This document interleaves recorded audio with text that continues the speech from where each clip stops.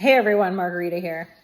I'm gonna pick up on the poisoning of the food where I left off in the last episode that I just made, because my mother's been poisoning food for decades and I've known, and that's why she's been slandering my name behind the scenes and gossiping and harassing me with large agencies and the people that work for them. And this has been going on my entire life and it's never stopped, and I cut ties with her at 18. So basically what I want to talk about is that I've known my mother's poisoned food all this time.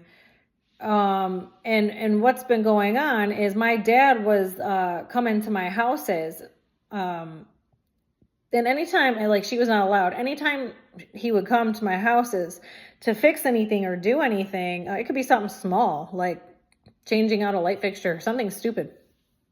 He'd be at my house doing stuff, or maybe just cutting the grass, because he would do that. Like, he'd make my kids do it with him.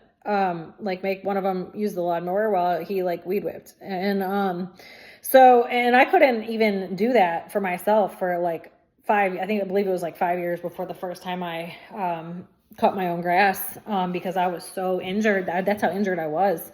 I had cut it a long time ago, at my house is a long time ago, but not any time recently, I finally started again, was a year ago, no, it was 2 years ago.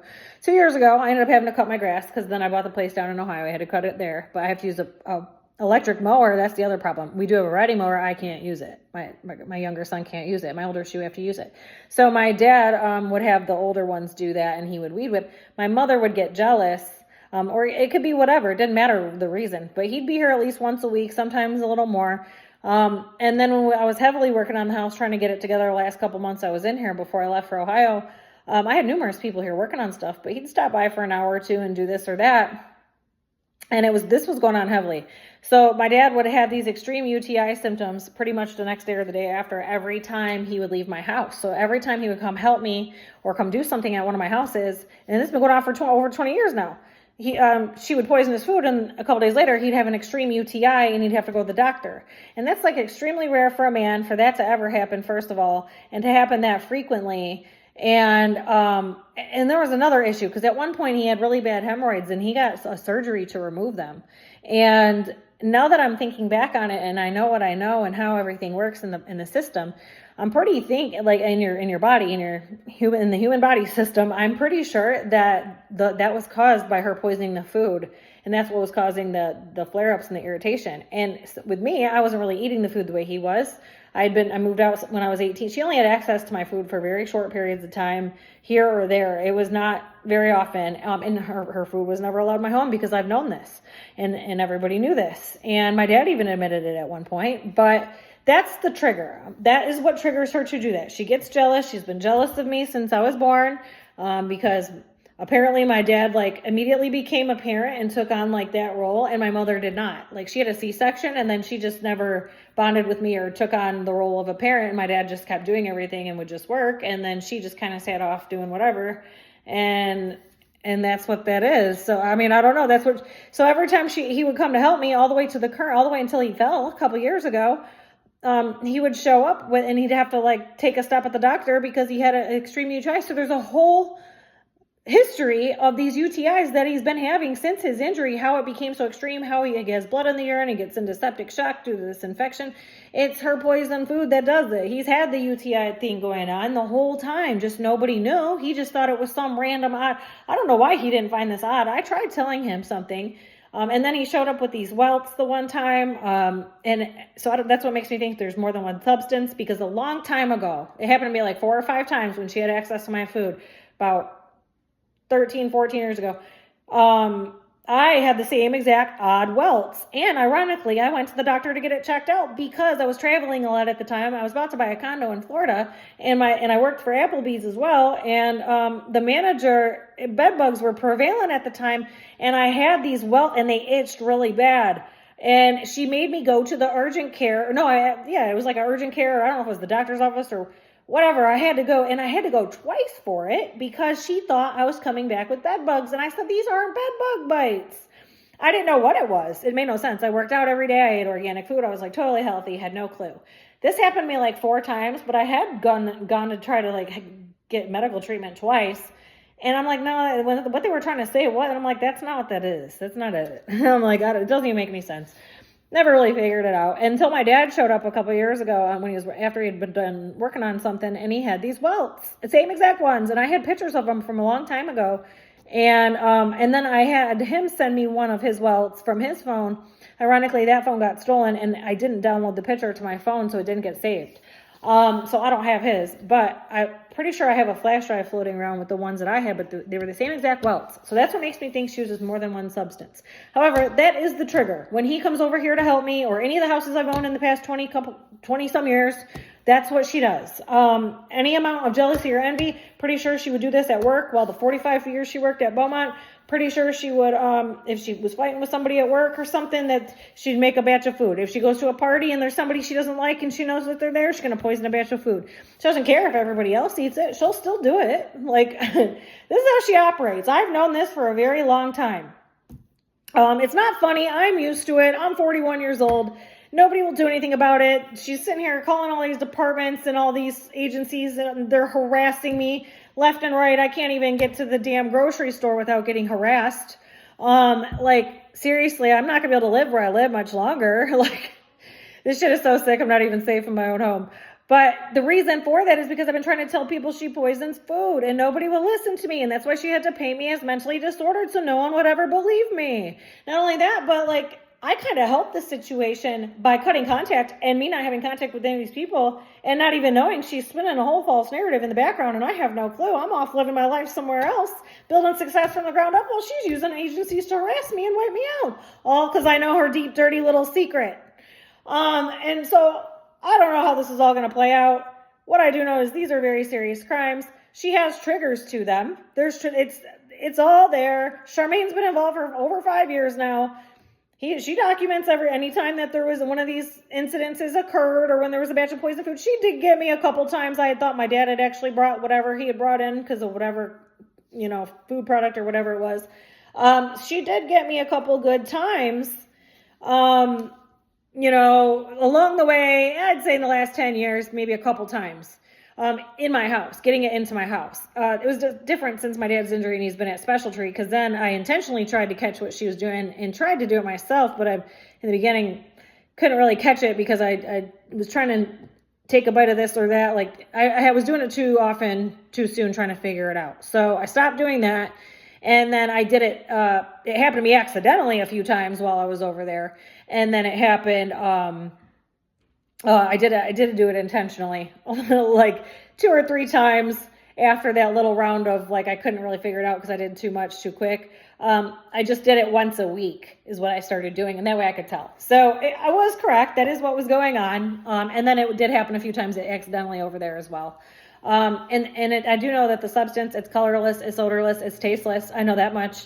But I don't know I don't know if it's more than one substance, or it depends on what she cooks. I'm not sure. But those are the triggers. That's how it works. It's been going on all these years. It was causing the UTIs in my dad, like, long before his injury. There's a whole history in his medical record over it. It's not like it can't be found. And then on top of it, she had poisoned me with an apple pie. This was the week prior to Thanksgiving in 2019. And she had picked up, her and my dad, her brother David and his wife Tammy were in town from California. And they were at my parents' house. And so my parents had came to pick up my 2 older kids to go to their sister's house for Thanksgiving dinner the week prior to Thanksgiving that year. So they came and they got my 2 older kids. My mom's not allowed in my house, and they knew, or my dad knows that, but so that's why my mother stayed in the car. She never came in. And then on the ride back from them being out for Thanksgiving, they were dropped back off here. She stayed in the car while her brother and his wife came in, and my dad came in, and they wanted a tour of my house. So I gave him a tour of the house, which I'm pretty sure she was portraying the house to be my ex's house, or that he works for AT&T, so his job pays the bills, or it's his house, or whatever she was telling him. None of that was real. Everything was mine. I'm the one who paid for everything. I've been paying for everything. Like, he's been long gone. He was never even supposed to be in the picture in the first place. It was her criminal actions and her escapades she went on in 2013 that caused us to be together, to work together, to stop the other crimes going on. That was the only reason I was forced to work with them, and how we ended up with another kid and how we got brain damage. So really, this was my house. It was my money. I put all of it down. I've been doing this by myself as a single individual for many years. This is my third house that I own. I owned everything by myself all along since I was 18, had a really good job since I was 16, had numerous forms of income all along the way. Been self-employed since 2007, 100% self-employed since 2012. Got injured going to temporarily work at a restaurant for 10 weeks. The last 10 weeks of pregnancy, 15 hours a week, and ended up getting injured for the rest of my life over it. There was a whole situation where she's telling people all this fake stuff about who pays my bills, who pays for why I have the house that I have. She's calling the police with these delusions as well. That's why they come in and harass me and falsely arrest me and re-injure me and all these problems that I'm having, especially during my injury where I'm homebound and I'm resting and I'm recovering and I got all this brain sagging, brain swelling, can't have sound, can't have carbon monoxide.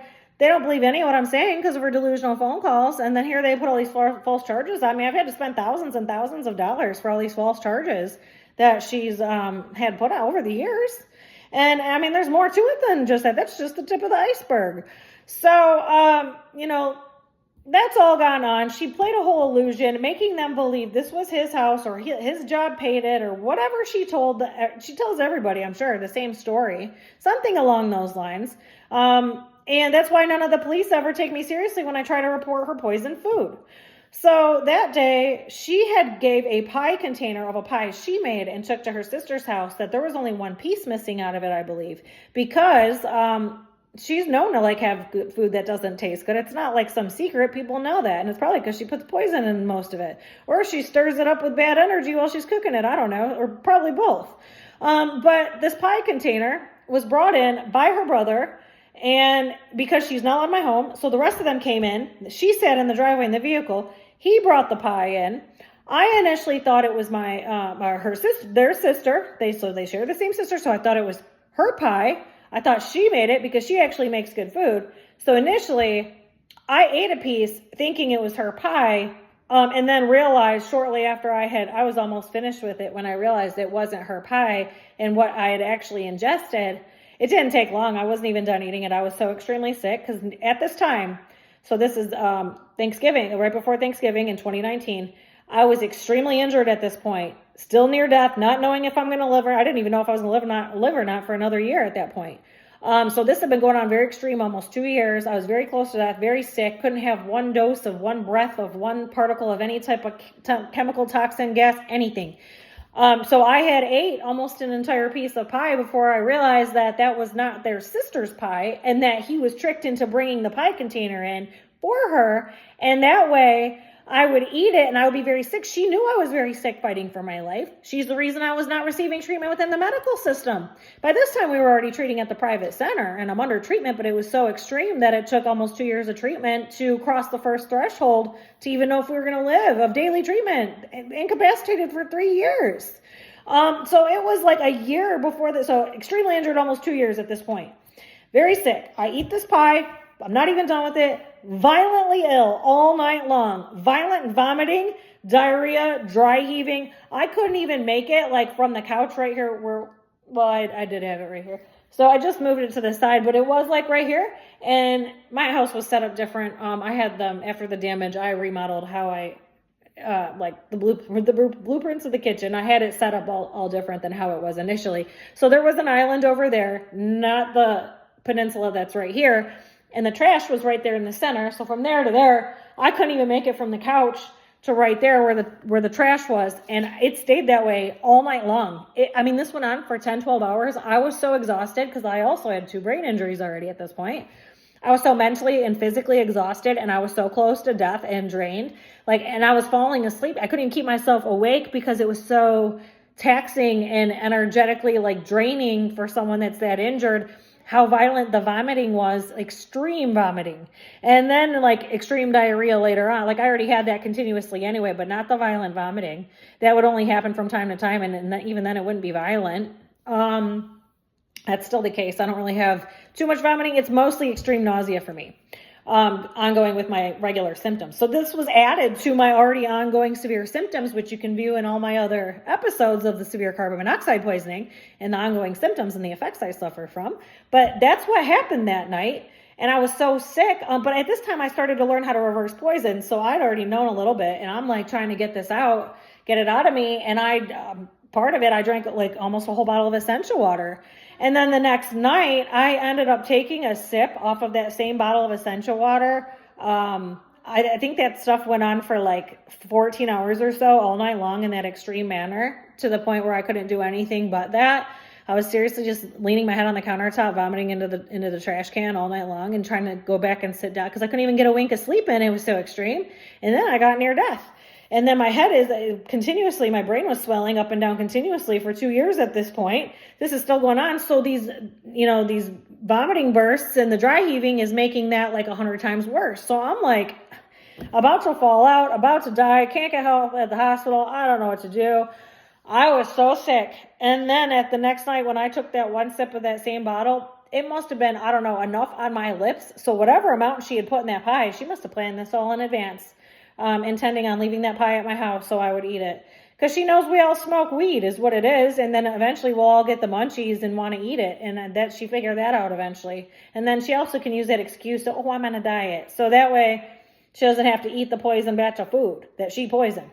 But I took a sip of that bottle of water, and then I was violently vomiting all over again the second night. It triggered enough for me to be the same amount of extreme amount of violence all night the next night as well for about 10 hours.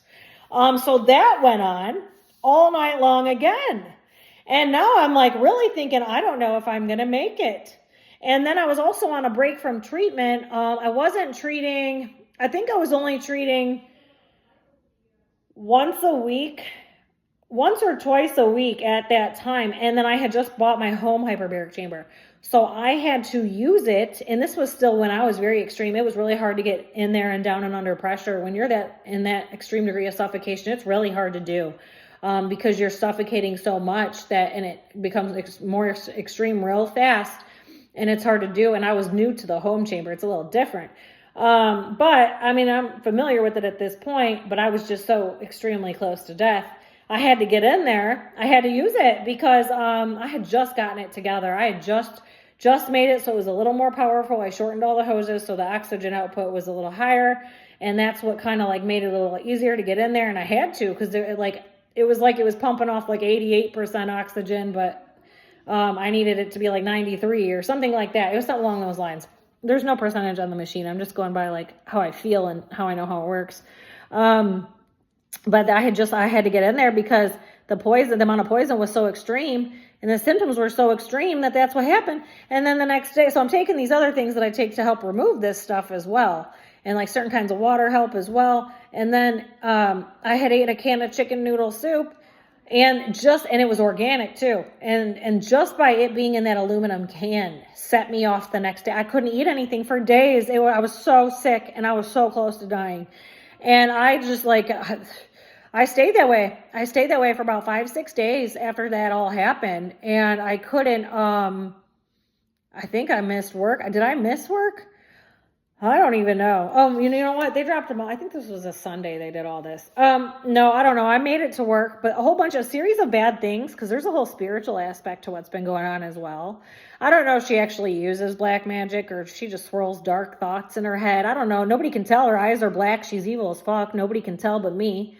And I've been telling people this since I was a little kid. Nobody's listening to me. Everybody can see her eyes are black. They're not even brown. They don't even turn brown anymore. They used to shift in and out when she would go into a narc rage behind the scenes, but they've been permanently black 100% for years now. So I don't know how nobody notices this, but there's a whole spiritual aspect to this as well. So I don't know if she does black magic because she's actually Catholic.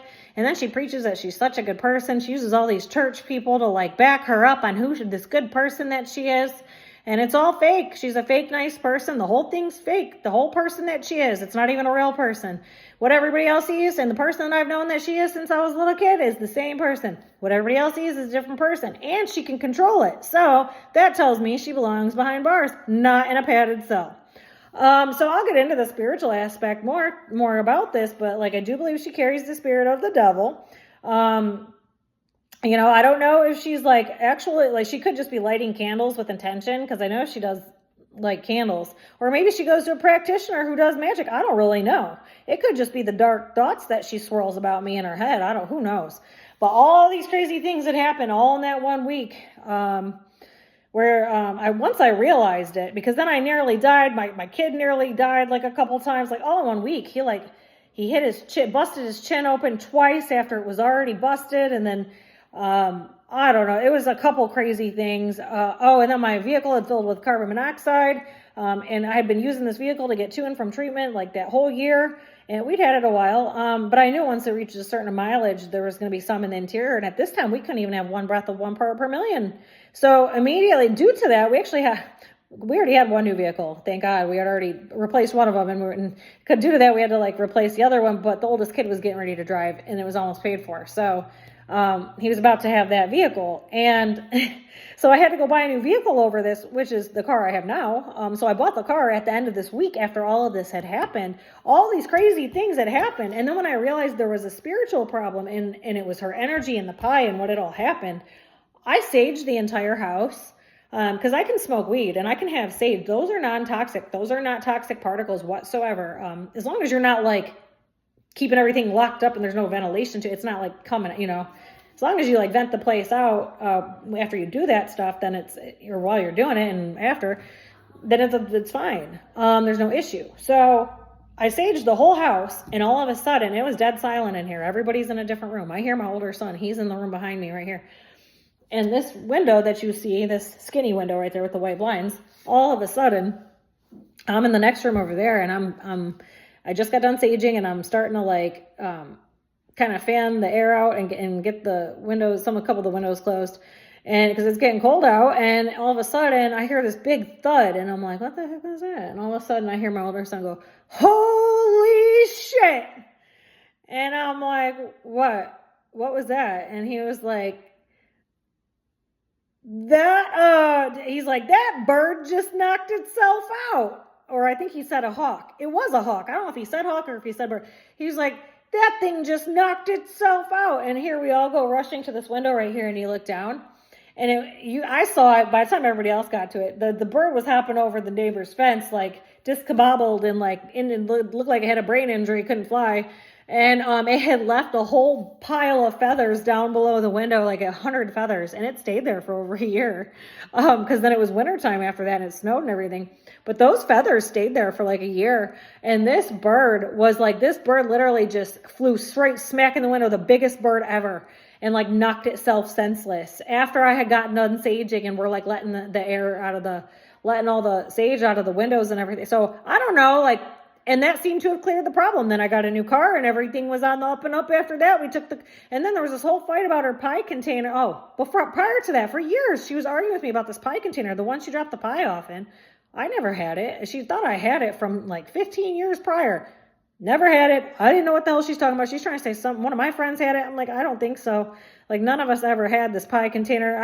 Eventually she must have found it because it showed up here with this poisoned apple pie in it. But I basically stayed violently sick that entire way, all those days. I didn't know if I was going to make it for a few of those days. I didn't know if I was going to be able to get it under control. It was so extreme.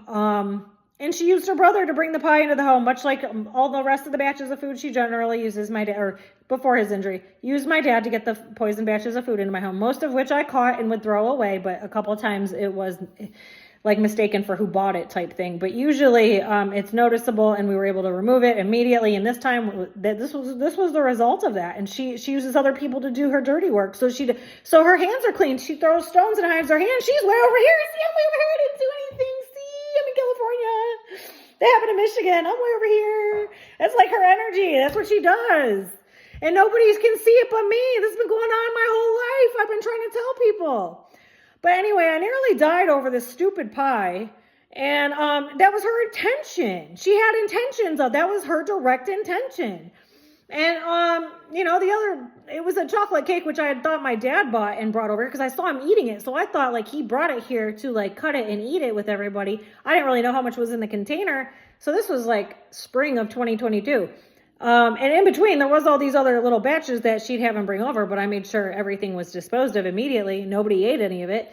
But these were the two, times that the most recent time stuff got into my home was that time, and then that chocolate cake time. And by the time I ate it, I was already at work. I was violently ill toward the end of the night as well, and stayed up all night. It's exhausting when you have brain injuries, and this is usually happening when you're supposed to be sleeping as well, and then it's creating further damage and stress. It's extreme for someone with the brain injuries like that, and especially during the time periods when they happened, I was way more sick than where I am today. It was way worse than where I am today. So it was very, very bad. So yes, I've been trying to get all of this on film for a very long time. I've known I've needed to film these videos for like 7 years now. It's part of the deal I made the day I died and came back. The first time I died and came back is part of the deal. I said I would do anything to stay here with my youngest son. This is part of the deal. I get to expose all these corrupt, lying sacks of shit out here.